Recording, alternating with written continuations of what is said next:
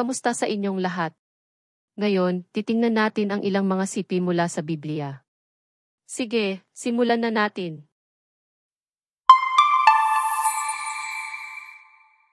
Salmo Kapitulo 37 versikulo 7. Manahimik ka sa harap ng Panginoon at maghintay ng may pagtitiis sa Kanya. Roma Kapitulo 12 versikulo 12. Magalak kayo sa pag-asa, matyaga sa kapighatian, tapat sa panalangin. Galatia Kapitulo 6 versikulo 9. Huwag tayong mapagod sa paggawa ng mabuti, sapagkat sa tamang panahon ay mag-aani tayo kung hindi tayo susuko.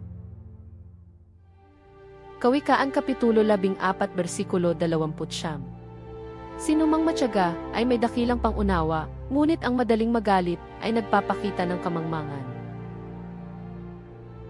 Ecclesiastes Kapitulo 7 versikulo 8. Ang wakas ng isang bagay ay mas mabuti kaysa sa simula nito, at ang pagtitiyaga ay higit na mabuti kaysa pagmamataas. James Kapitulo 5 versikulo 8. Kayo rin, maging matyaga at tumayong matatag, sapagkat ang pagdating ng Panginoon ay malapit na. Kolosas Kapitulo 3 versikulo 12. Damtan ninyo ang inyong sarili ng habag, kabaitan, kababaang loob, kahinahunan at pagtitiis.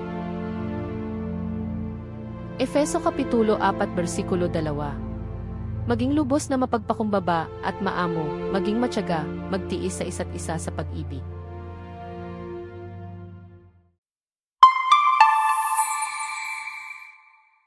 Naway mapuno ang iyong araw ng kagalakan, kapayapaan, at hindi mabilang na mga pagpapala.